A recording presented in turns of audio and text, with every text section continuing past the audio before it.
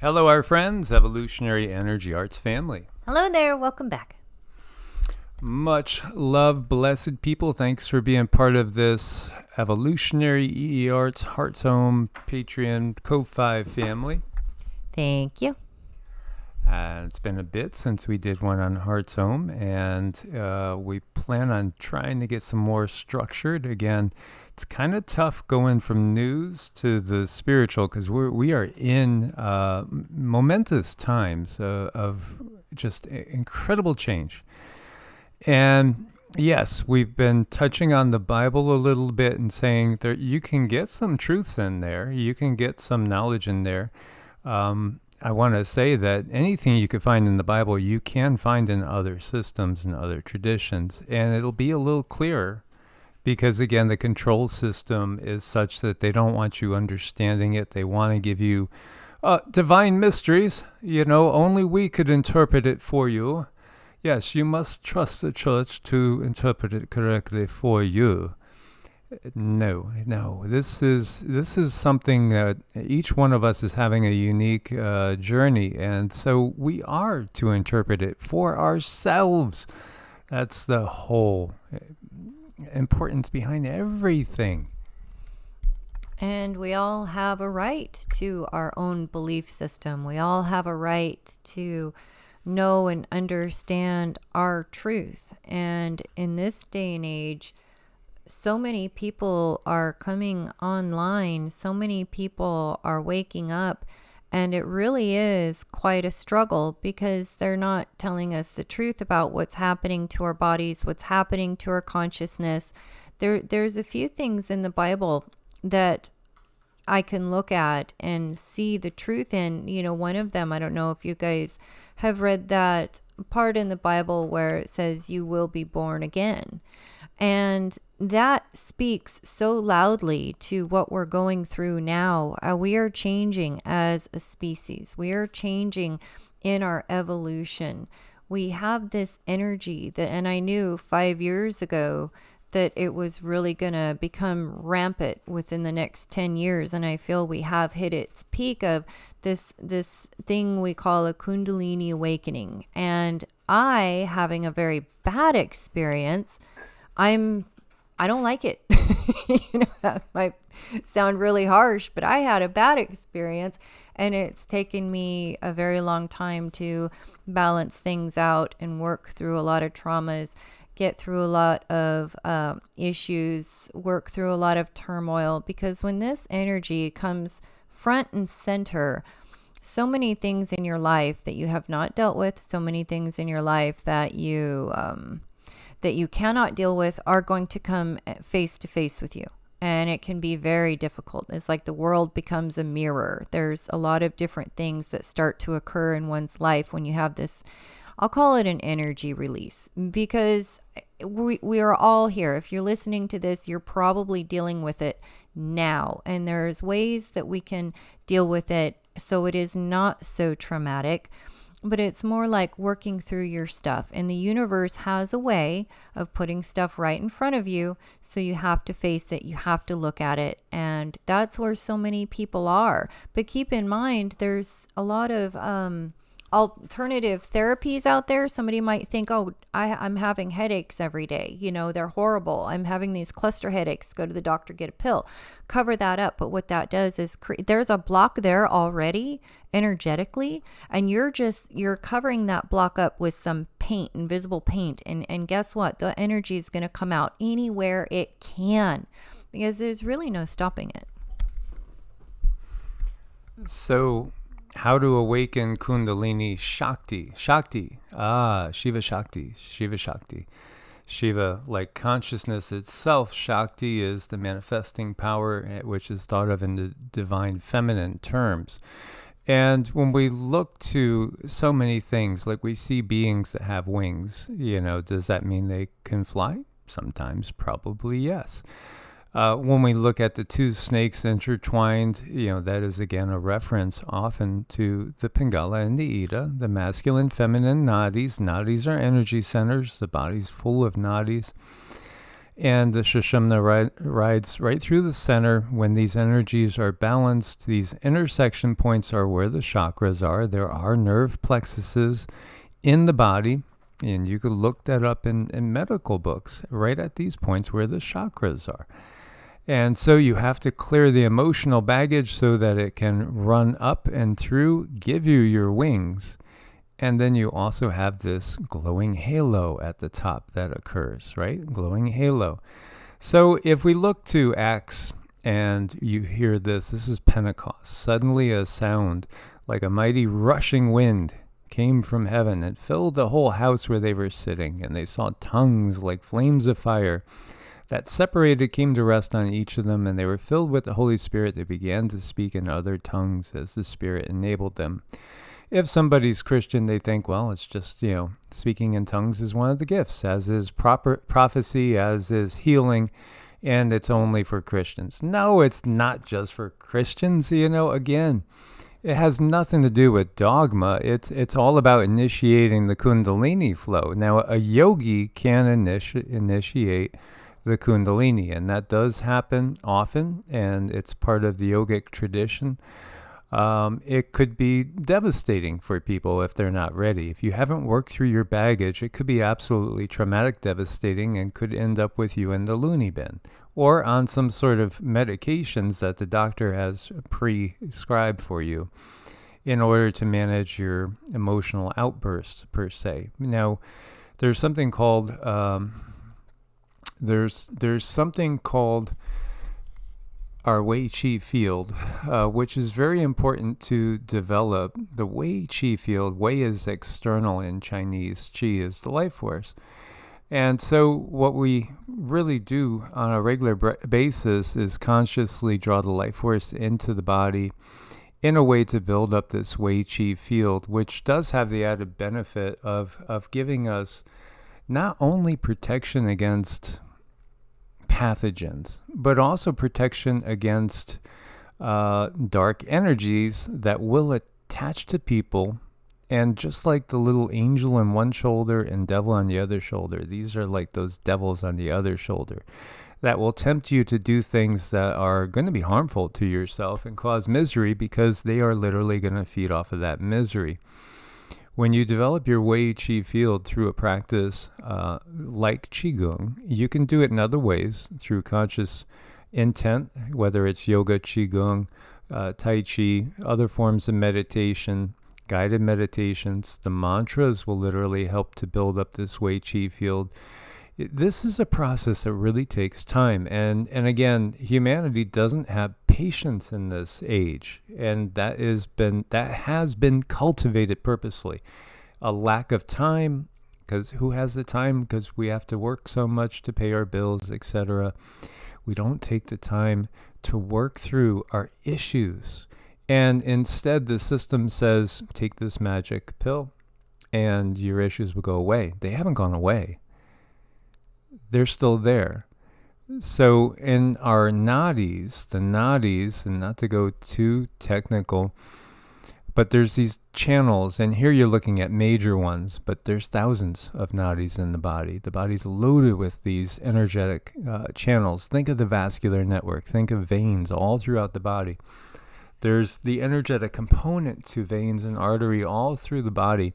And then there's luo channels, which these luo or lao channels, they grow off the nadis, and they literally become storage points for emotions we can't process. And right now, the planet is being asked to purge everything that's holding itself back at this moment, at this time period. And every time we see these big major blasts coming from the sun, it's calling on people to let go of emotions. It could be negative emotions when you were bullied at 7 years old. It could be, it could be anything from childhood. It might even be from past life that is still traumatizing you in this life. Like I've shared, I worked on a lady that her ankles kept swelling, and I could work on her. Her ankles would not swell for about 3 weeks, but just like clockwork, they would come back and they'd start swelling. And it turned out she ended up doing a past life regression, and she found out that she had stepped in water in the basement that was electrified, and it killed her in her last life. This was manifesting in this life as edema. This is part of, an understanding that most people don't seem to have because it's been hidden from our view. There are no divine mysteries per se. They're just laws of nature that are being covered over, so people cannot fully function. And we're being asked in this time to work through a heck of a lot of trauma, and it can lead to, all sorts of acts of chaos. And you're going to see people acting crazy and acting out. And those are the people that have been literally washing the emotions under the table and not facing the things they have to face, because the earth is ascending. When we got the message, and I saw the visions of the Chinese dragons in the earth, that's symbolizing the earth Kundalini is awakening. All of our Kundalinis are awakening. And we need to process this. The higher self is much bigger than the single incarnation. The higher self is aware of all the traumas. We are pulling ourselves upward. The Kundalini, as you see here, to activate the unconscious means to awaken the divine, the Devi, the Kundalini. And think about how they've made that word Devi, Ya Devi. That's actually a positive term in Hinduism, and yet they've turned it into devil. They want us terrified of the higher versions of ourselves. So when we see this, the Holy Spirit at Pentecost, tongues of fire, where? On the crown chakras. These people are getting in touch with their higher selves. So when we talk about the Holy Spirit, we're really talking about a Kundalini awakening through, again, the Kundalini energy. And the Kundalini energy is also the serpent in so many ways. It's the serpent in the Bible. Wisdom. Why are serpents wisdom? The symbology of a serpent is that of wisdom, because then we know. But the emotional traumas, again, block the chakras from opening and staying open. And if we are kept in a fight or flight situation, then we're going to have our root chakras blocked. If we don't know who we are as far as gender, that's going to block our sacral chakra. If you've been traumatized, you're not good enough, you're not worthy enough, you were born into original sin, that's going to traumatize your solar plexus chakra. On down the line, if you can't speak your truth, then it's going to block your throat chakra. And there's so many things that block our heart chakras, like anger, hatred, all these negative emotions that are cultivated by the system. Why? Because they don't want us fully functioning.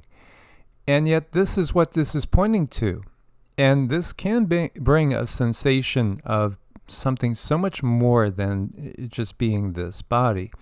As you see different representations, this is awakened crown chakra. That's all it is. And it's also the divine feminine energy. When you see this depiction, and this I thought was kind of cool because it reminded me of Isis, as one of the symbols of Isis is the peacock. But when we look to Isis, Aset was her name, and you see, again, she's got these horns, and it's a glowing diadem. It looks kind of like a moon in this depiction. Again, that's an illuminated crown chakra. And Isis, Aset, was an extraterrestrial being that comes from the Sirius star system, that came in the Golden Age to help us. So there's a whole lot going on in this day and age that they simply don't tell us about, because if you are working on this energy that we all have, and it's all coming awake right now, you're going to be able to see and sense right through the mainstream, no problem. You'll be able to look at someone and, that small voice inside of you that says, okay, do this, do that, say this, say that. that becomes louder. So it's like this energy is turning up a dial for your inner voice. Now, if your inner voice has been stifled, if you've been traumatized, it's going to turn this energy up in an adverse way that's not going to help. A really good example is so many children have problems with their throat chakra as adults. So when this energy is activated inside of you and you never worked through speaking your truth, you could end up with a whole lot of different throat issues, thyroid issues. You can get rashes in the throat area because this energy, when it's not free flowing, it's going to make itself known. And it's very much, it's so natural. It's not like you can stop it. It's like just part of who we are. It's part of being, speaking, walking. It's part of seeing. It's just a natural influence that we have. And it all depends on how we have grown up. What traumas do we have in life? How do we balance this energy? And I see this is just becoming more and more prevalent as days go on. People don't realize what's happening to them, and it'll never be on mainstream. You're never going to find this information, because if we understood, what is happening to us, we could work on it. And there's a lot of different things you can do to help balance this energy out in your body.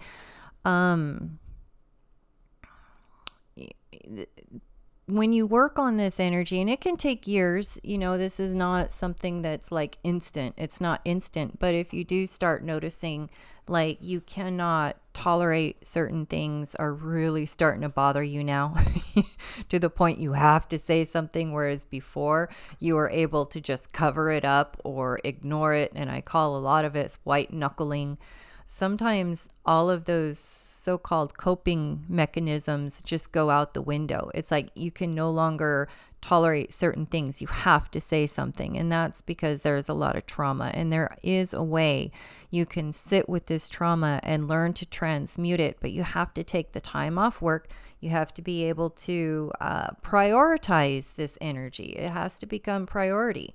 And what makes me so sad in this day and age, so many things are thrown up in front of us to distract us from prioritizing our ability to help ourselves grow and help ourselves heal. And once you do go through this energy, I mean, it's in various stages, and you can maintain it in a certain way. You can grow it. It can go back to sleep. It's all up to us. But guess what? It's happening to almost everybody now. So it's nothing that's it's nothing that's really rare any longer. It's just, what do you want to do with it? It's like, here, we've all been handed this energy. Now it's up to us. What do you want to do with it? And the best thing to do is go through certain things like doing Tai Chi, doing Qigong, doing things like breathing to help balance this energy out, and definitely working on yourself, putting yourself first.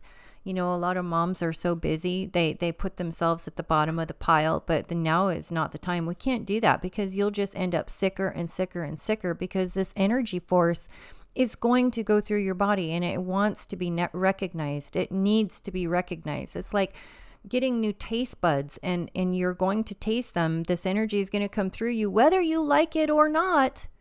And we could go to a doctor and we could keep taking pills for it, or we can understand that, hey, this is my divine right. This is a divine gift, and this is something that I can utilize, and I can make my life better and other people's lives better. This is where, if you're doing mantras and meditation and you are able to radiate love outside of yourself, and you do this on a regular basis for years, you are creating such an energy field, such a beautiful energy field around you, that you're protecting other people. And we need that. We need that right now.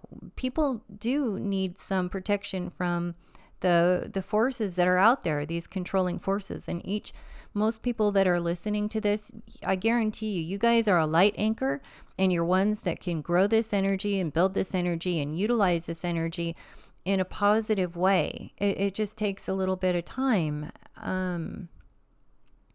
But there's a lot to be said about it, and there's a lot that's not being said about it, because they don't want us to know that we can create such a protective bubble around ourselves and around our loved ones, and, around our whole area, wherever we're at. They want us to just think that you're just one little person that really has very little power to do anything. You're all by yourself. And, look at how they're secluding people. I mean, they come up with this plague upon the land, and then all of a sudden everybody has to stay secluded. And that's because when you get in close proximity to someone, if you are radiating love, you're going to ignite that other person's heart chakra. And guess what? That heart chakra ignites the other heart chakra, and so on and so on. It's catchy like a virus, but it's the opposite. It is love. And that's where we're headed. So when we read from Britannica talking about the Shekinah, it literally means dwelling or presence. In Jewish theology, the presence of God in the world. Well, where's the dwelling place of God? It's inside each one of us, because Source is in us. That's the bottom line. And again, we talk about self-realization coming from the Hindu tradition, and that's recognizing that you're not the body. You're something other than the body. The spirit, the eternal part of us, is dwelling in the body, but it's not the body. So again, this is what that's talking about. And again, the Shekinah is thought of to be of a feminine nature, a divine feminine. And again, you can see how they've tried to cut all this out. Now, why do we focus on the Abrahamic tradition? Because, it's more than 50% of the world's lens that they look through. It's, like 65% of the world is coming from this point of view.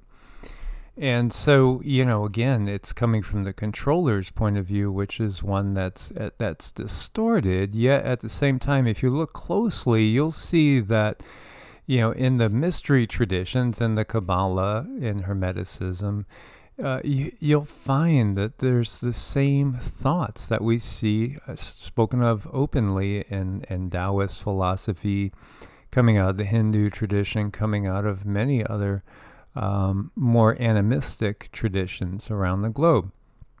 Shekinah is the English name of God in its feminine motherly manifestation. Where is that, ever really in the Bible? Again, it's so hidden up. But there again, we can say Shiva Shakti. Shakti, is that feminine essence. And Shekinah is the feminine essence. It's also the transformative essence too. And again, Kundalini lies dormant in most people in a dark age. Now it's activated. And in fact, when you see those photos of different Egyptians, like, or those perceived to be Egyptians, like Aset, often you'll see snakes coming out of the third eye, and that's a designation, again, of just how large and how powerful that person's Kundalini is. Mm-hmm. The jewelry that they wear, it all has symbolism, it all has meaning. It speaks to this person and what power do they carry within them. And you can, work with this energy, but it's most important to heal your traumas, because without that, that's where the problem lies. I mean, you no longer, it's like you no longer have the ability to use your old coping mechanisms. I don't even like coping mechanisms anymore, because isn't that just something that, keeps us in a bad situation longer? We have to learn to allow this energy to free flow the way that it needs to. And to do that, we have to dissolve the blocks that are in our chakras. And so many people are going through this. And that's why I like to say, you never know what traumas somebody is going through. So you always want to be kind. When in doubt, be kind. Because someone might be dealing with this energy and they have no idea really what's going on. They're just doing their best to get from one day to the next. And look at the trauma that they pile on top of us from our work to our school, to just, really being in this culture is quite difficult.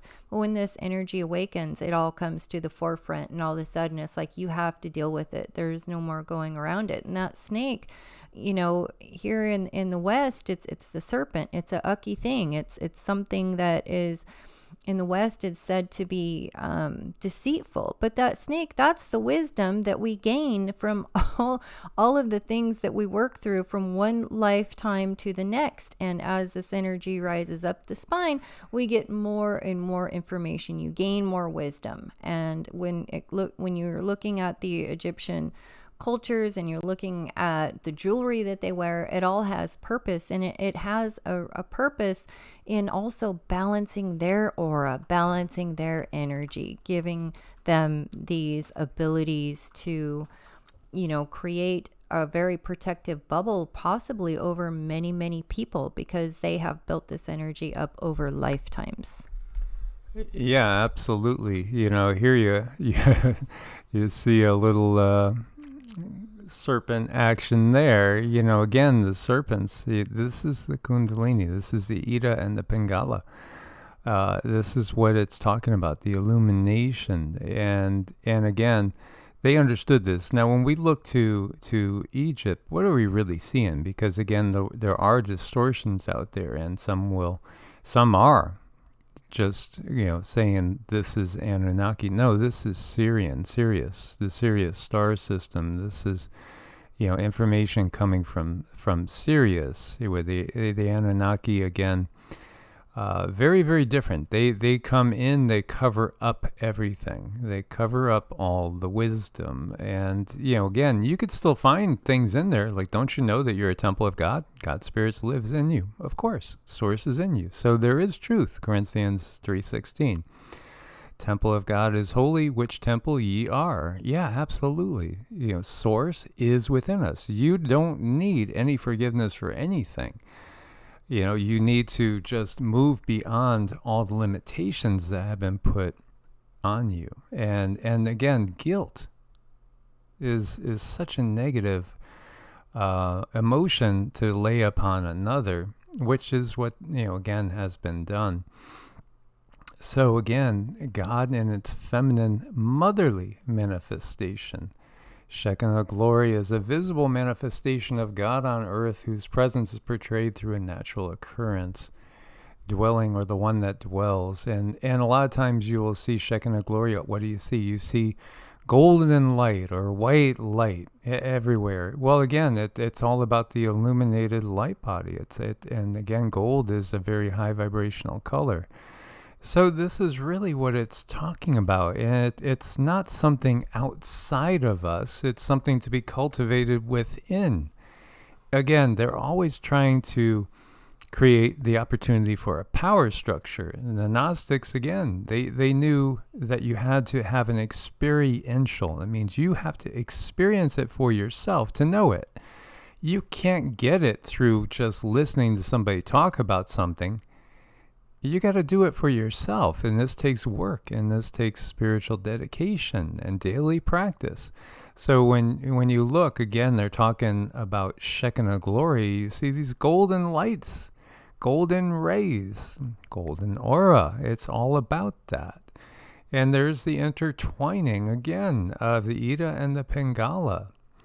So, again, it's not just out there in the open in the West. It's not out there in the open. You have to look a little bit closer, because, again, it's all about maintaining a power structure, and it has been. And that's why there's a Western mystery tradition, because, if you openly spoke about it, you would be a heretic, and that would be the end of you in this incarnation.